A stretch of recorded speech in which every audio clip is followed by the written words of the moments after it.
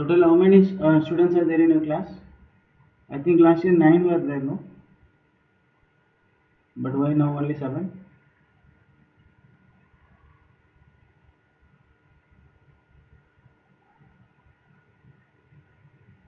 Hello? Hello? Yes, sir. Total how many students in your class? 9 or 7? Just 7. Last year also, from first year? Yes, sir. 7. Okay.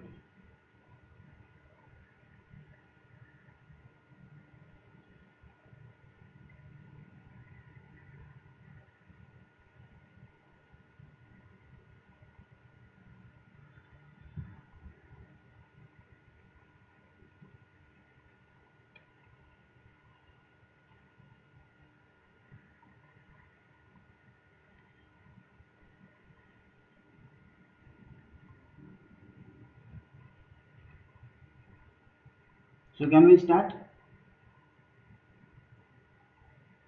Yes, Okay, what you need to understand is there are different grades of steels. There are different grades of steels.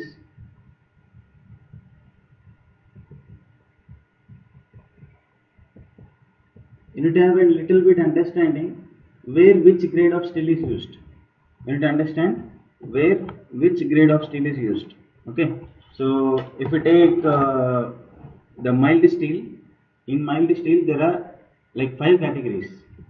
Mild steel, grade A, grade B, grade C, grade D, and grade E. Okay, these are grades in mild steel. These are the grades that are normally used in shipbuilding. Okay, so if you look at grade A, it is like ordinary mild steel. It is ordinary mild steel. If you look at the grade B, it is like somewhat better than grade A better quality mild steel. Then if you take grade C, D, E, for them actually the notch toughness is greater. See, once you go from grade A to B, C, D, E, the notch toughness will be keep on increasing. Notch toughness means crack will not form. If the material is tough, if the material is tough, then there is no formation of cracks. Cracks will not form that easily. If the material is tough, that is the meaning of toughness. Okay, cracks will not form. So for CDE, the notch toughness keeps increasing.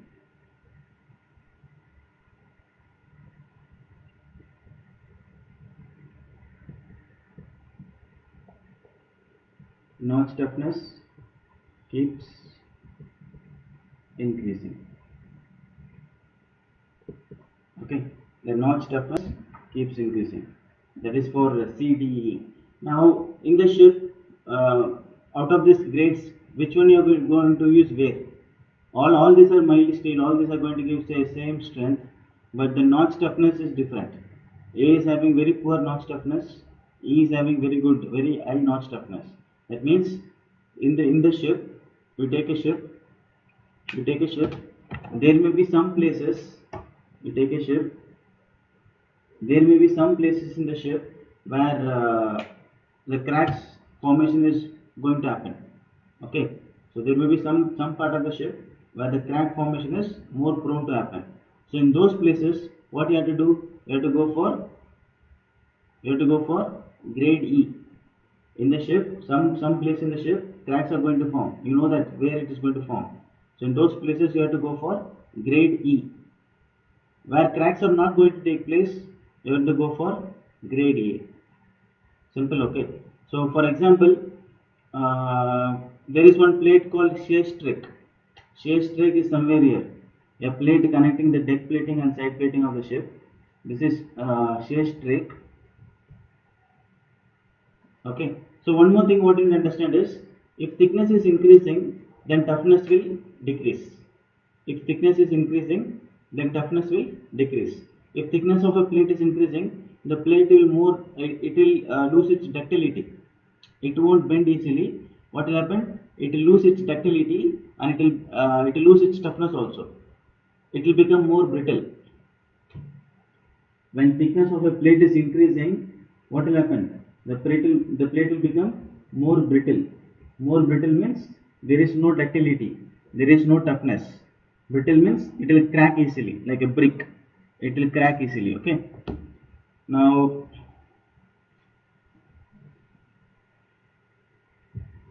you take an example of shear rake. If the thickness of the plate is less than, if the thickness of plate is less than, if the thickness of plate is less than 15 mm, then we are going to go for grade A steel.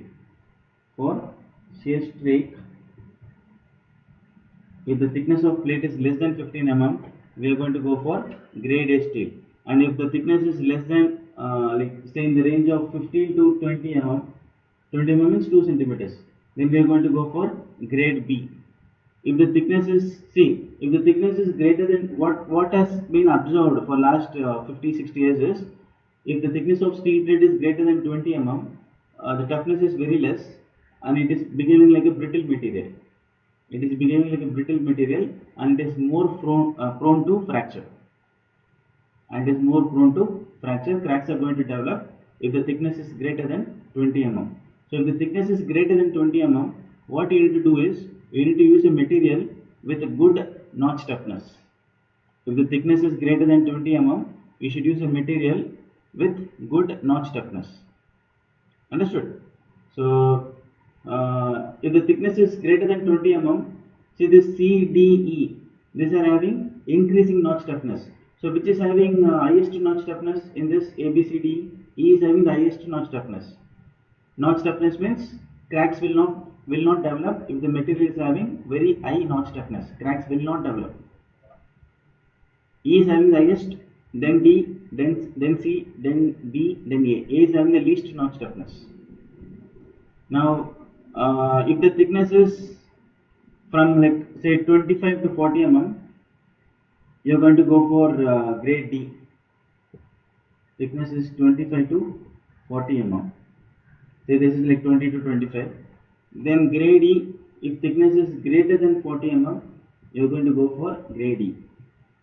When thickness is greater than 40 mm, you have to go for grade E. Understood? Please make note of it. This is applications. If someone asks you where different grades of steels are used, you're going to tell all this. Okay.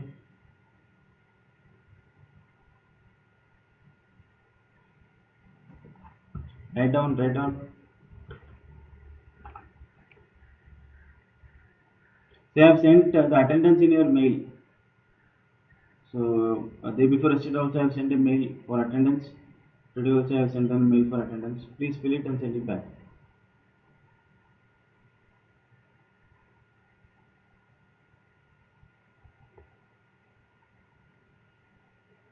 How are you filling attendance for other subjects? For that communication skills, how are you filling the attendance? By Google Forms or by some other method?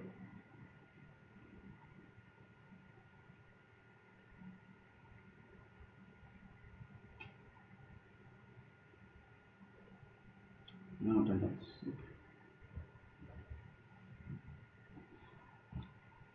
Completed this?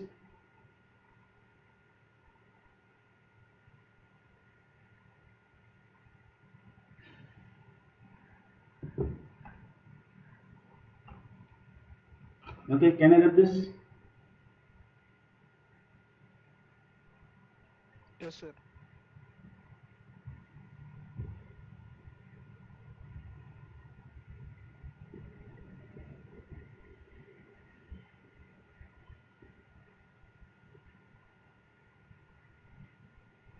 We will be studying later what are the forces acting on the ship.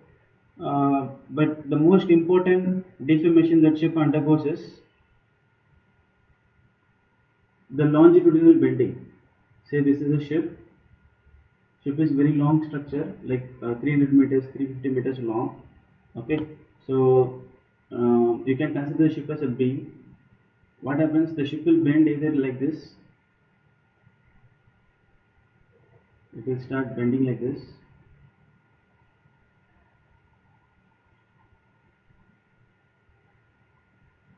or the ship is going to bend like this.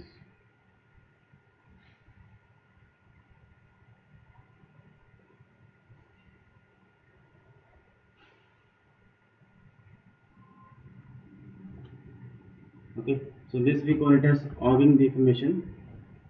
This we call it as ogling deformation. Okay, this we call it as sag deformation, sagging. So why this happens is, this happens because of the internal forces and because of external forces. Internal forces in the sense, the distribution of weight and buoyancy. So in the ship we have many weights, right? We have main engine, we have other systems, we have cargo in the cargo hold. So based on the distribution, the ship is going to either bend in this manner or bend in this manner. For a simple example, I can take like if you are having more weight in the middle of the ship, in the front and the back side, you are not keeping any weight. You are keeping more weight in the middle of the ship. Then what happens? The ship is going to bend like this. Ship is going to sag. If you are going to load more weight in the front and the back, and you are not loading in the middle, then ship is going to hog. So during hogging and sagging, there will be two kind of stresses that will act on the ship structure. Ship structure means the steel plates. Two kind of stresses will act on the ship structure. The first stress is bending stress. Bending stress.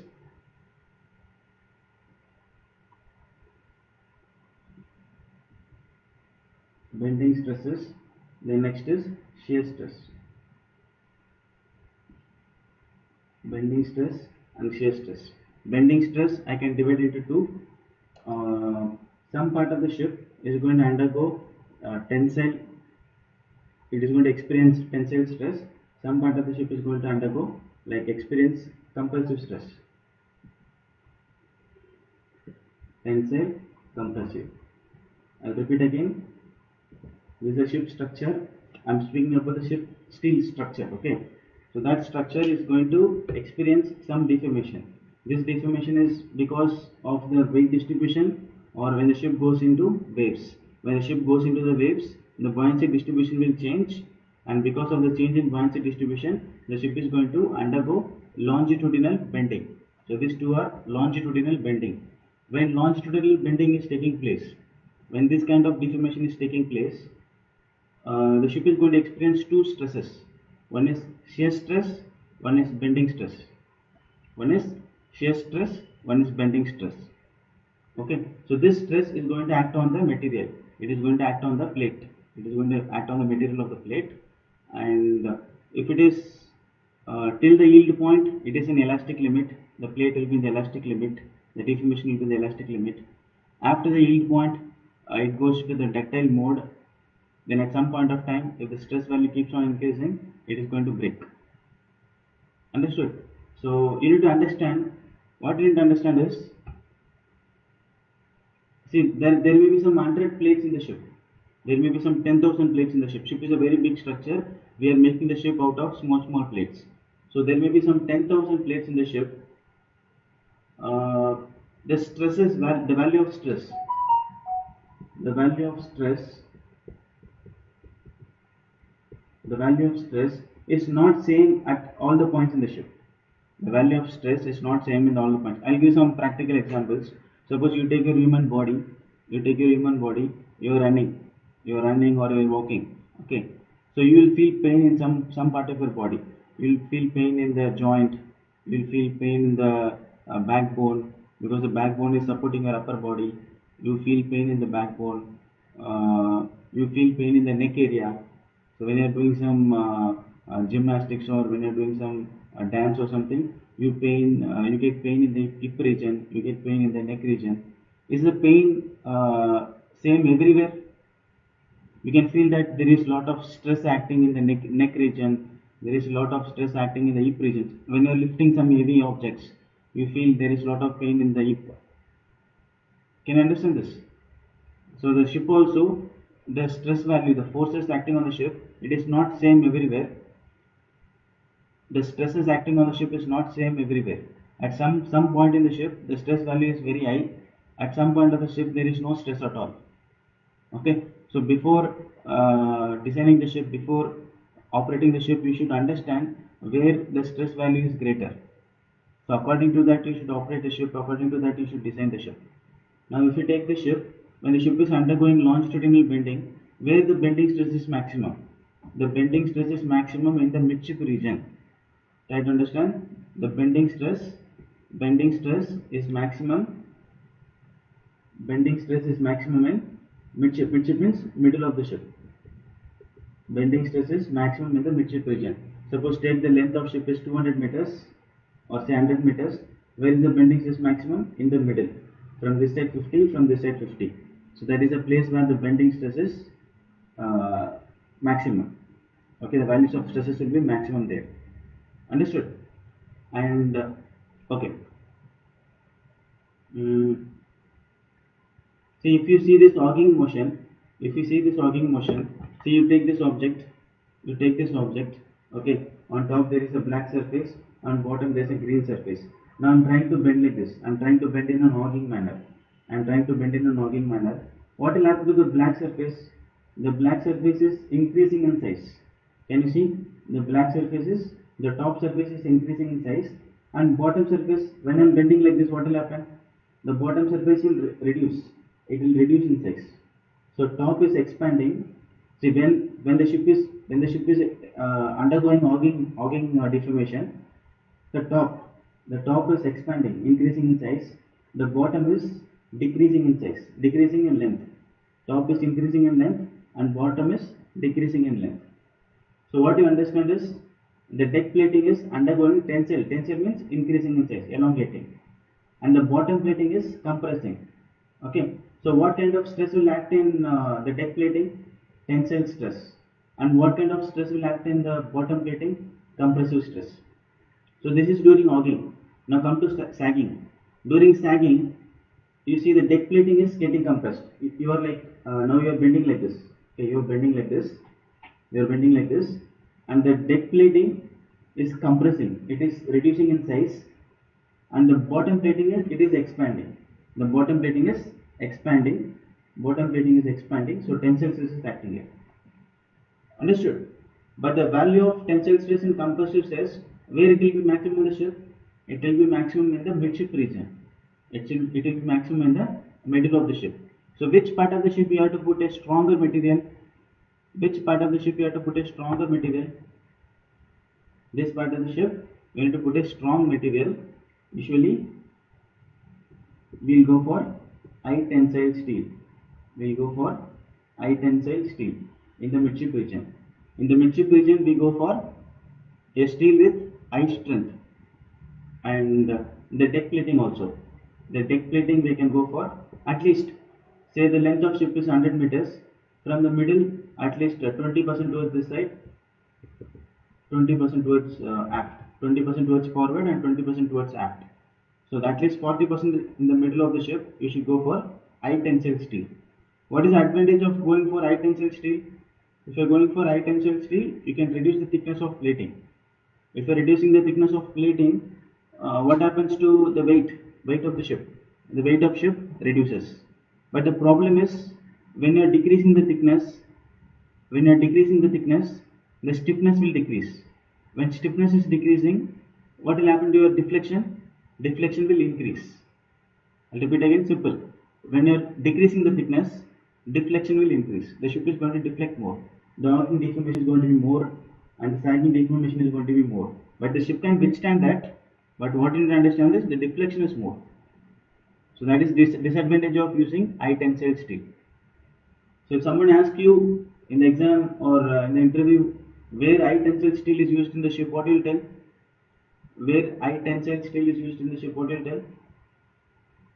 In the midship region, mostly in the deck and in the bottom.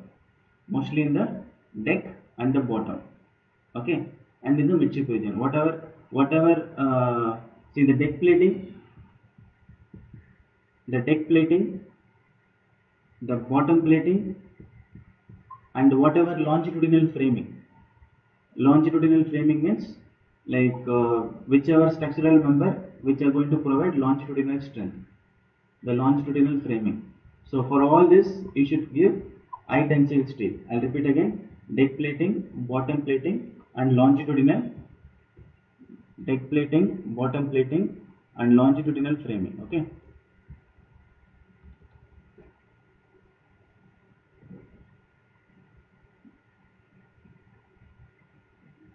I cannot see. Deck framing, bottom longitudinal framing, and from the midshift 20% towards front and 20% towards aft. So all this should be high tensile strength steel should be used in all this. Okay. So then what else? Where else we have to use high tensile steel? You have to use for the shear strike. You have to use for the shear strike. Shear strike is a plate connecting the deck plating and the side plating. So there a huge stress concentration will act. So there you can go for high tensile steel. Similarly, the bilge strike.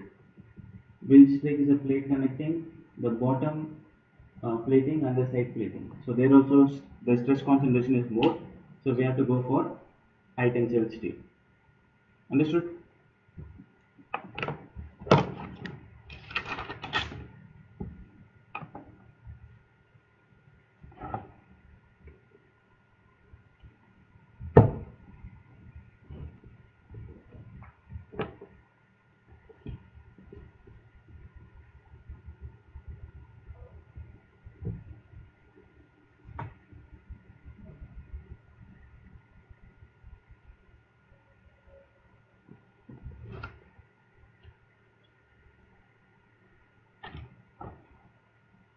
Then what about this steel castings and forgings? Have you heard about this word? Steel casting and forging. Casting, what we do? We take the like the steel, we melt it, we take it to the molten state, like we make it like a liquid. Then we have a mold, whatever shape we want to make, we have a mold for it, and we pour the molten metal into the mold, convert the steel into molten form, then pour it into a mold, whatever shape you want, you pour it into a mold, then after that you cool it, you get the steel castings. Okay, so see, till now I have been speaking about the steel plates only. So what is the application of steel casting in the ship? What is the application of steel casting in the ship? Where steel casting is used? Steel casting is used in places like the stern frame. There is some structure called stern frame. Okay, then we'll see all this later. Stem bar,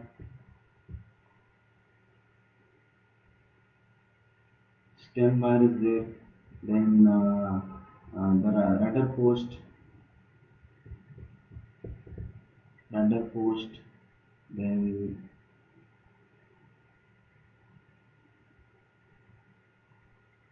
all these mooring bullets are there.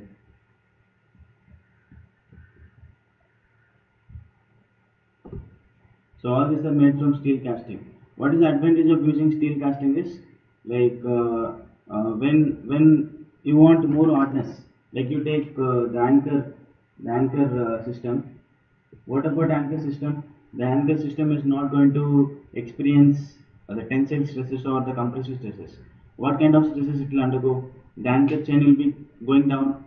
It will be rubbing the anchor system. The windlass, it will be rubbing the windlass. It will be rubbing the hose pipe. It will be rubbing the spurling pipe and everything. It will go down. Then again they will retrieve back.